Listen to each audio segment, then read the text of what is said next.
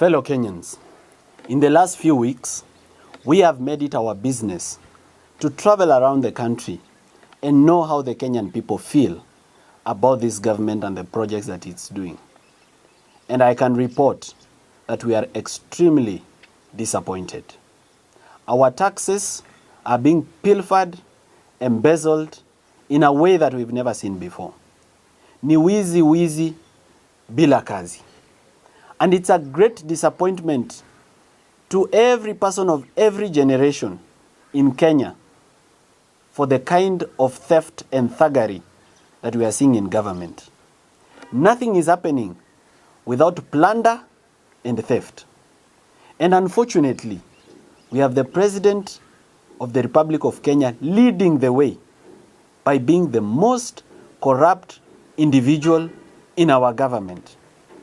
Now, fellow Kenyans, it's a time for us to ask ourselves, what are we waiting for? Are we going to sit back and watch as individuals take away our country and bring our economy to the rubble and to total collapse? Right now, the president is in China to borrow another loan of 40 billion Kenya shillings. I would like to ask the people of Kenya, ni nyinyi mumemupa ruhusa ya kukopa 40 billion? Na kama ni nyinyi mmempa ruhusa, are you aware that the 40 billion that is coming here for corruption and theft? Right now in Kenya today, we have a debt of over 7 trillion which cannot be accounted for. Money that has been stolen. We have a Public Finance Management Act that does not comply with the Constitution, that purports to amend the Constitution. Tuko na sheria ambayo inakubalia serikali yetu kufungua account za serikali nje ya nchi bila ruhusa ya bunge. Just recently, an account was opened at a bank in America called JP Morgan, and $2 billion was put in that account.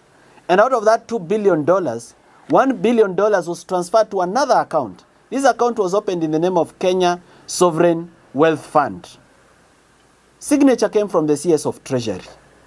And they opened another account in Qatar, and $1 billion was stolen. $1 billion is 130 billion Kenya shillings.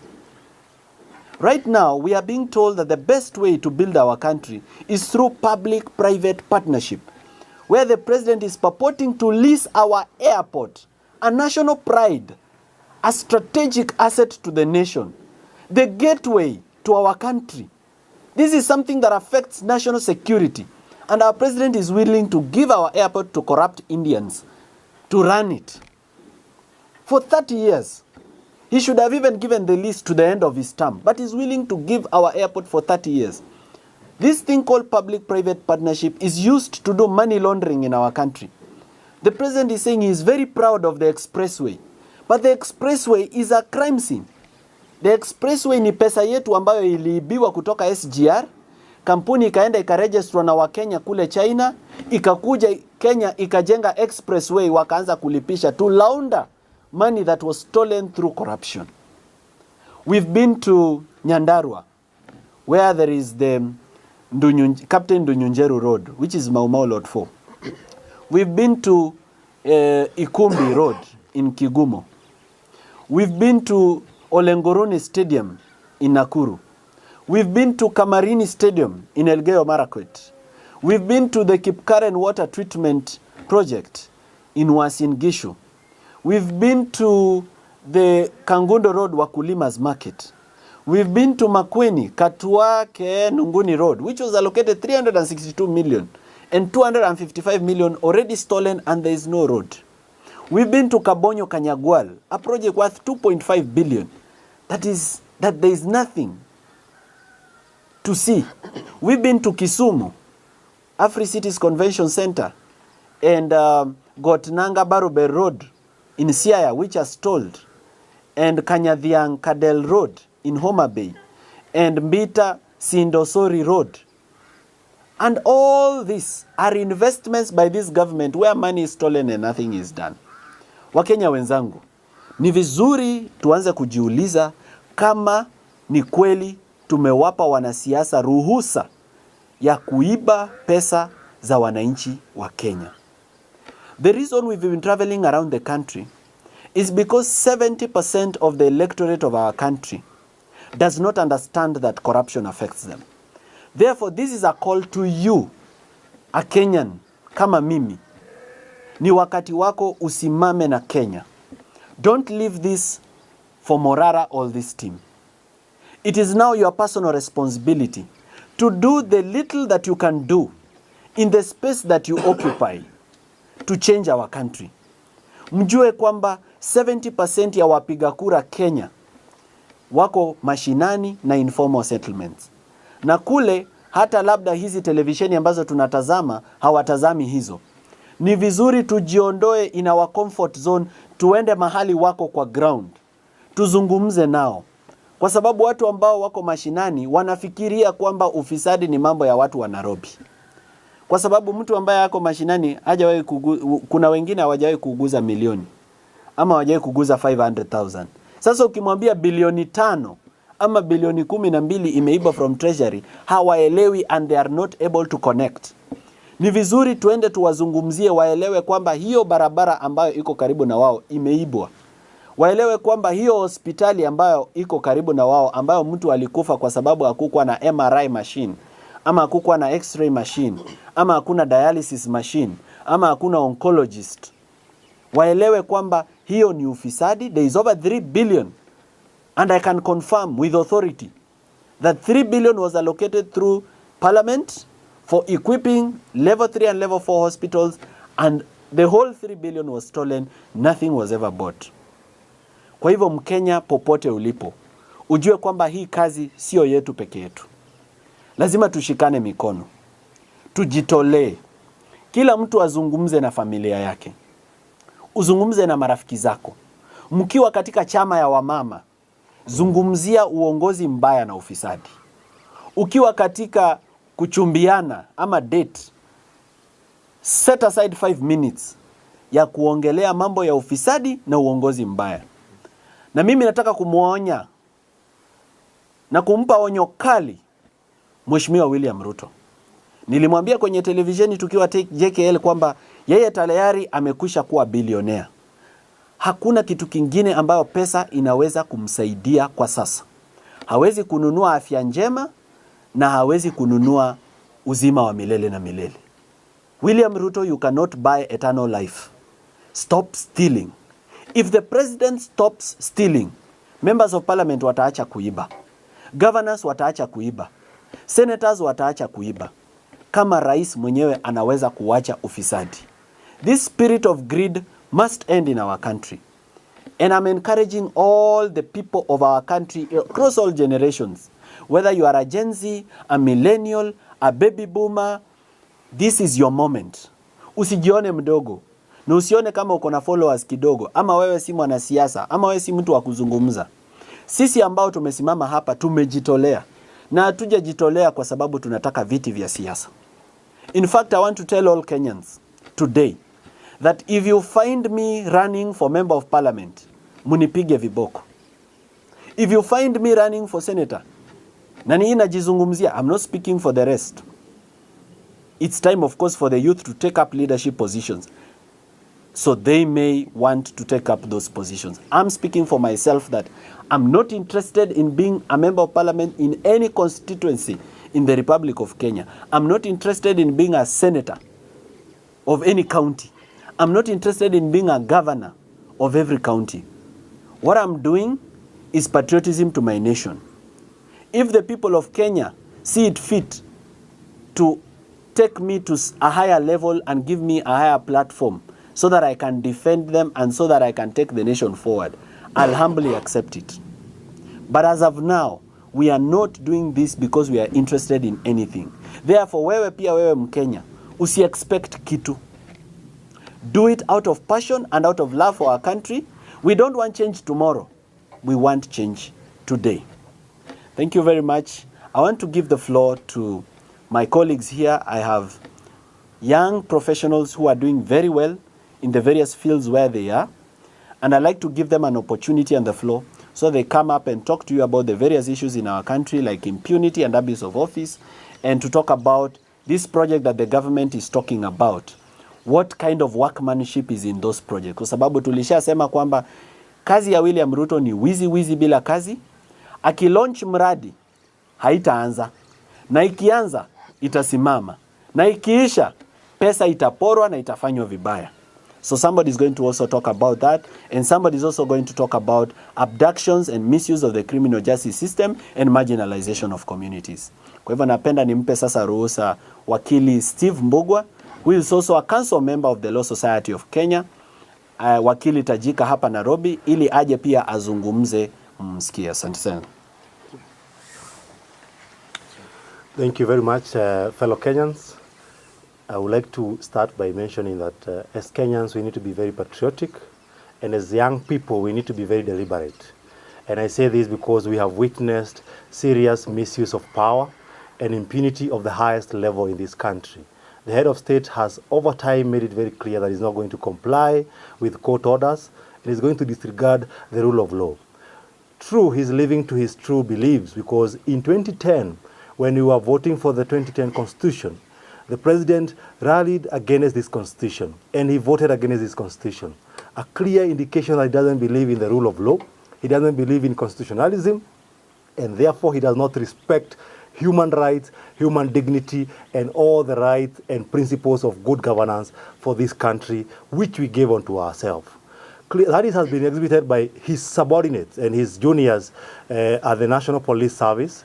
We witnessed yesterday where the acting Inspector General of Police failed to honor the court orders on the excuse that he is attending serious meetings and workshops in Mombasa, and yet there was a court order issued on 23rd of August, on 26th of August again, and on 3rd of September. And he never appeared. 6 times he was summoned by the court to appear, and he failed to appear in court. A clear disregard of the rule of law, a clear disrespect to the judiciary, and a clear disrespect to the Constitution. That has emanated to the serious abduction we have been seeing and forced disappearances. Right now, we don't know the whereabouts of Bob Jagi.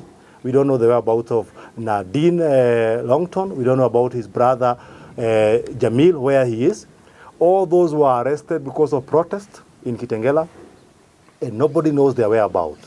When the Inspector General of Police is called upon to explain the whereabouts of these persons, he does not appear, and instead disrespect the court system. And the question we ask ourselves ni, kama hawa hawaheshimu sheria, sisi kama wa Kenya, where do we stand? What is our fate as young people? And therefore, I want to call upon each and everyone outside in this country and outside this country, that we must demand for accountability, we must demand for good governance, we must demand for respect to the rule of law, we must demand for accountable government. And we young people must remember one thing, that for our future to be safe and secure, we must become deliberate today by creating it. And that is the only way we can guarantee our future. Thank you very much. Thank you very much, Wakili. That is Wakili Steve Mbugwa, Council Member of the Law Society of Kenya. I now want to give the floor to Engineer Evans Kimori. Engineer Evans Kimori is a civil engineer and a former engineer at the Kenya National Highways Authority, KENHA. He will come and speak about stalled projects and projects which have been constructed where the workmanship is also very poor, and also the looting and pilfering of public funds through contracts for construction of various infrastructure, including roads, bridges, hospitals, and the like. Karibu sana, engineer. Thank you so much, Morara Kebaso. It's indeed a great honor to stand here as young generation, as members of as members who have a great cause. We are members of the same avian species, of the same plumage, who have conglomerated here today to make this nation a great nation. Recently, we have been visiting several projects, and as a trained engineer, I can certify that the projects that we have visited, launched by none other than the president of this country, have become redundant. And this is the reason. I can give an example of Ukwala Ugunja Road. We visited the project, and going to the technical aspect, in any project that you are undertaking as an engineer or as a contractor who is implementing the project, there is safety component, which is a key component in civil engineering. The project was just left in a state of unsafe situation whereby the citizens around were having a situation that they cannot be able to fathom. Immediately we left the project, Kenya National Highways Authority closed the road. Where were they before we came? That's just an example of that road. Another road that we visited is Mbita Sondu Road, which has a valley within a road. That is another gigantic tragedy as far as civil engineering is concerned. We are shocked on how projects are being launched left, right, center by the president. Each and every time a project is launched, the president spends approximately 20 to 30 million. If we give an arithmetic connotation, you will find that approximately that is 25 million times maybe 100 projects. 2.5 billion. That is 2.5 billion. That is enough to build. That is enough to build a cancer center in Meru. That is enough to build a Western Art and Incubation Center in Western Region. So to me, this is a situation that we call upon our president to take full responsibility for misusing the Kenyan money. I can tell you for a fact, we have visited several projects, and any person at the village level or where the projects are can go and do the same and confirm if you are lying.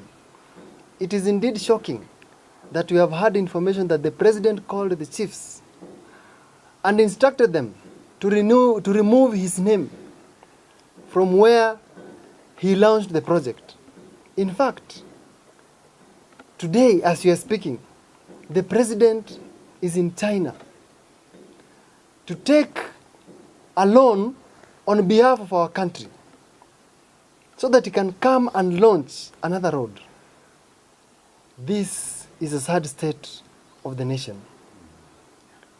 The greatness of a nation's future depends on how we think, but not how accurately we remember. We are the great thinkers of the next generation. It is a generational change. It is a clarion call that you are calling each and every person to come up and stand for his right. Thank you so much and be blessed. Yes, thank you. That is Engineer Evans Kimori, a civil engineer. And something that engineer, I might just add on that. We are very disappointed with professional bodies in Kenya with regards to the willingness, and more especially the Engineers Board of Kenya, the willingness to eject from practice engineers that deliver projects that are dangerous to the public and that are very shoddy. Because if you see some of the roads that have been launched, if you see the dense bituminous macadam, I think that's what we call it? Yes, the DBM. They say they are upgrading a road to bitumen standards. And if you look at the dense bituminous macadam, it's very thin and a very poor mixture. In some of the roads, we will pick samples and take it for lab test. There is very shoddy work being done in Kenya, where roads are built without drainages, roads are built without road signs, roads are built without road markings, roads are built without speed, anything to speed bumps. Very dangerous roads that will kill people, most definitely. And it has already been proven that lies can kill. Uongo inaua. Already uongo ya William Ruto imeua watu Nithi Bridge. So we need to be very serious about the quality of the things that are being built, because we have hospitals which are being built in a very haphazard manner. The hospital itself is a danger to the patients. We have very poor workmanship.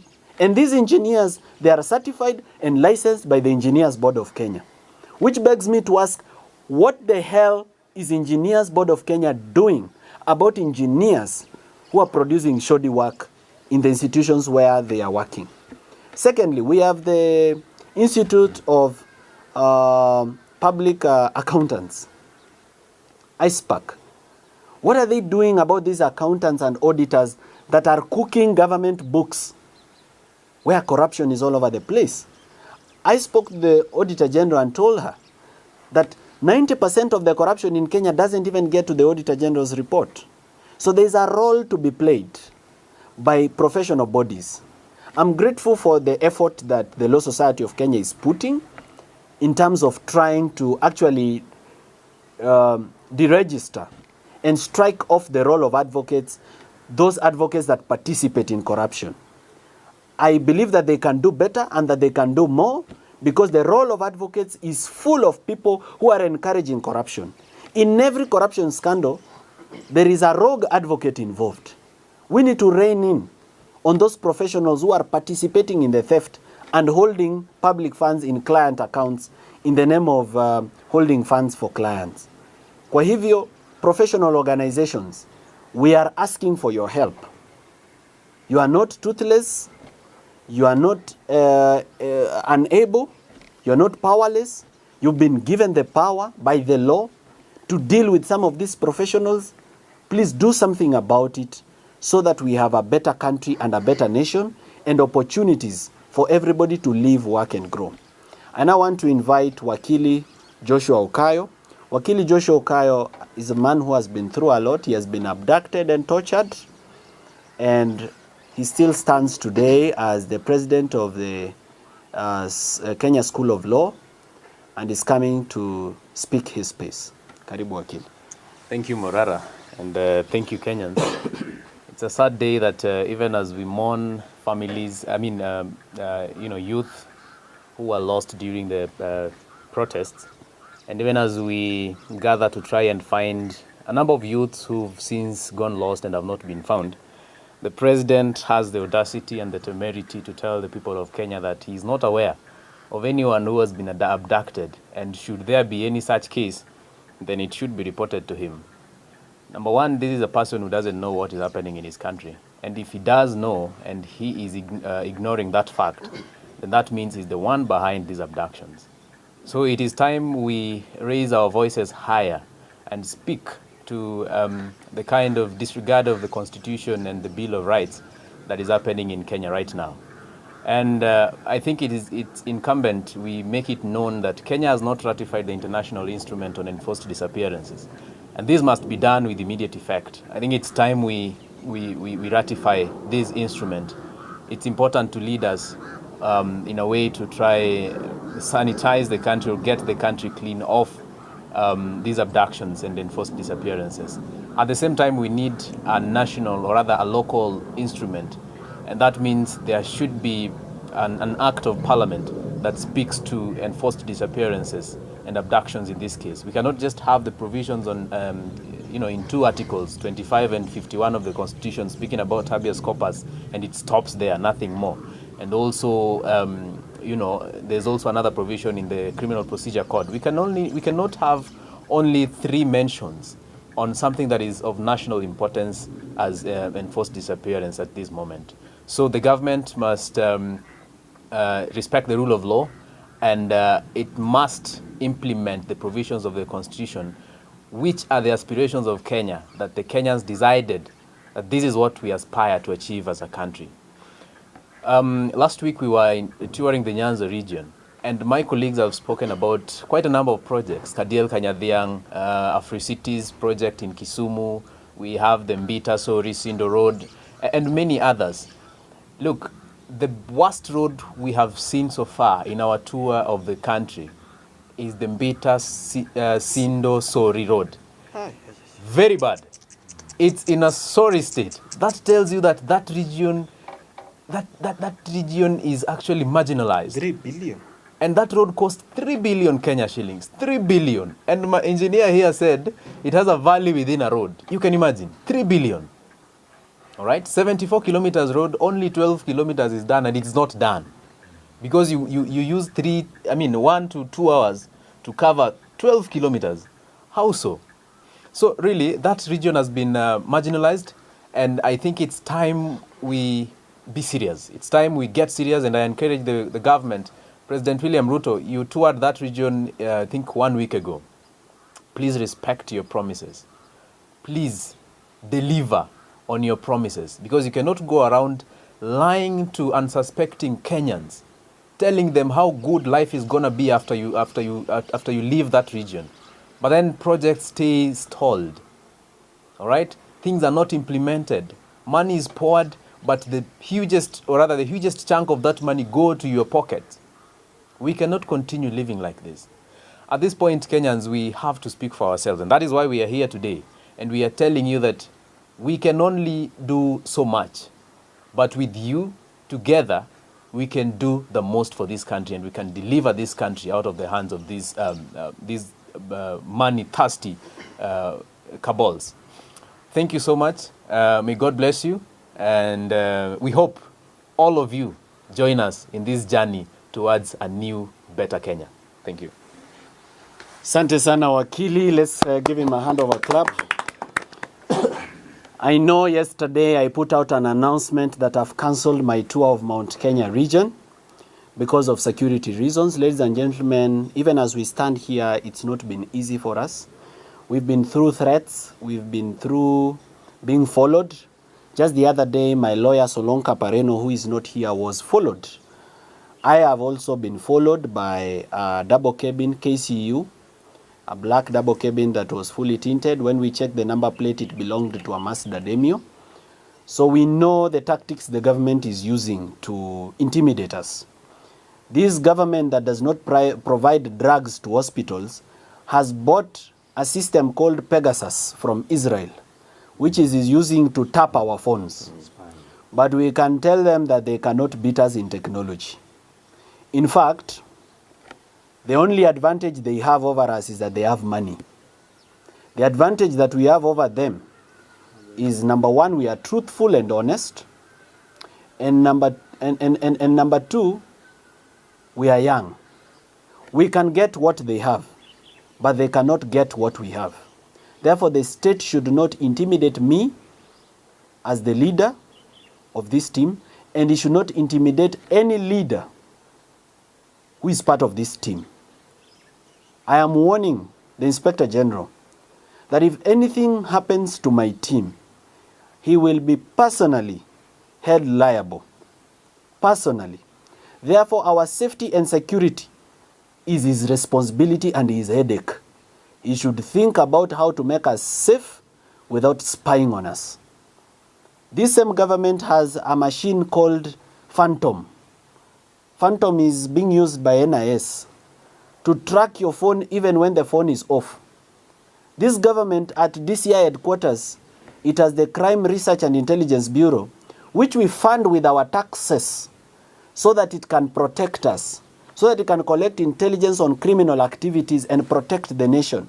But it is using its back-end access to Safaricom to access customer data from Safaricom and know where to find people who've been abducted and killed. IPOA keeps promising us that it will deliver, but the Independent Police Oversight Authority so far has delivered nothing in terms of defending the people and the families of those who've lost their lives and who've been kidnapped. This same government is using Kenya Power to check where we pay our tokens so that they can know our houses and our homes for abductions. We want to tell them that the fear is gone. And when we lose our fear, they lose their power. And because we are not afraid, we are not going to run and we are not going to hide. Regardless of the fact that we cancelled our Mount Kenya tour because they had planned people to come and infiltrate us and attack us on the way, because some of these stalled projects where money has been stolen, they are in very remote areas where the public is not there, where nobody can scream. So that we are attacked huko kwa bush when looking for them. I want to tell them that our God is still seated on the throne.